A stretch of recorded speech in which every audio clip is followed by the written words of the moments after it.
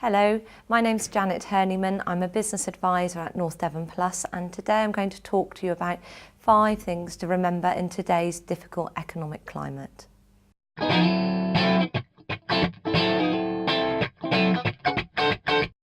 Number 1, know your finances. Keep an eye on your costs.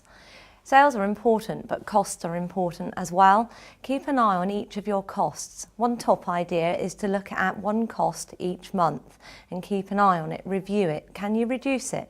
Do you know anyone else in business is paying less for that particular service? And I would always start with the biggest cost first and then gradually work down. The second way of monitoring your costs are to keep an eye on your cash flow. Keep an eye on what's coming into your business and exactly what is going out every month, and check you've got enough money in there to pay for your outgoing costs.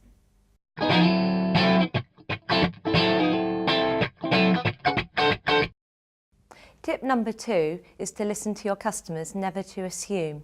It's really easy once we're trading and getting used to having regular customers coming back that we start to think that they know exactly what they want. And it's very easy to fall into the assumption of assuming what customers want. Never assume. Use open questions. Ask them questions, the whats, the wheres, the whys and the hows, to really work out what those customers are looking for. And part of that is to remember, don't just sell features. Use the link.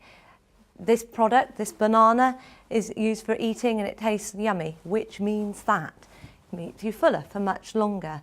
So perhaps sell the benefits. You can name the features, but link it with which means that, to sell the benefits, and link that back to exactly what your customers have been saying they would want from you or the product or the service.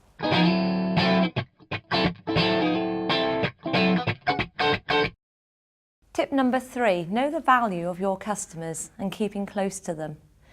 Just imagine how many of us have a veggie bag delivered to us. I do. Mine costs me £5.50 a week. If I add that up to a year's spend, that's worth my veggie bag farmer £280 a year.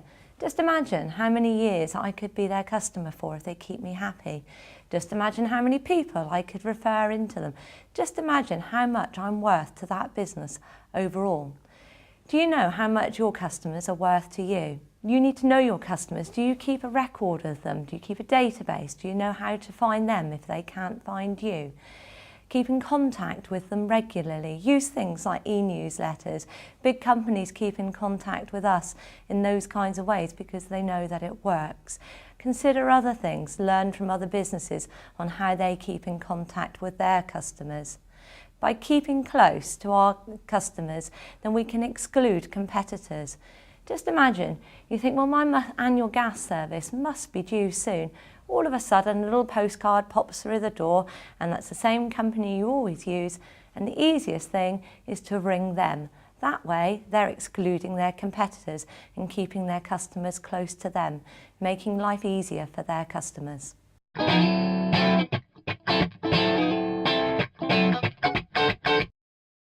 Tip number 4 is to have a plan, but make it bite-sized. Have a look at what you want to achieve. I always use the mother-in-law technique.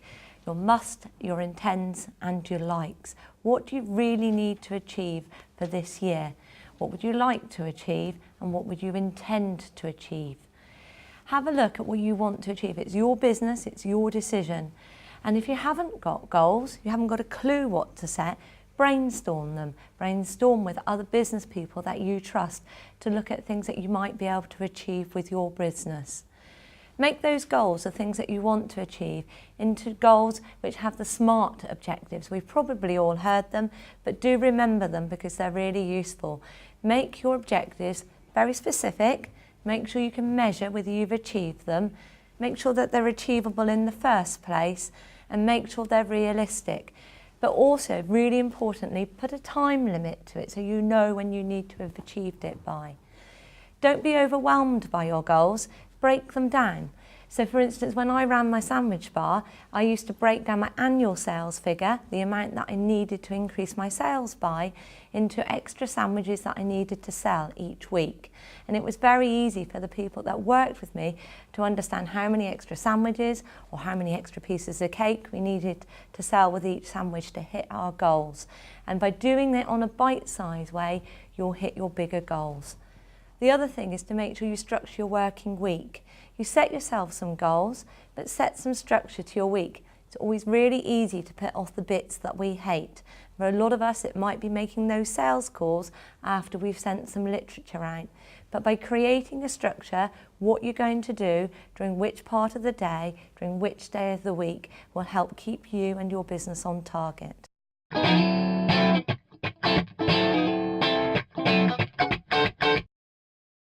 And finally, tip number 5, consider areas of growth.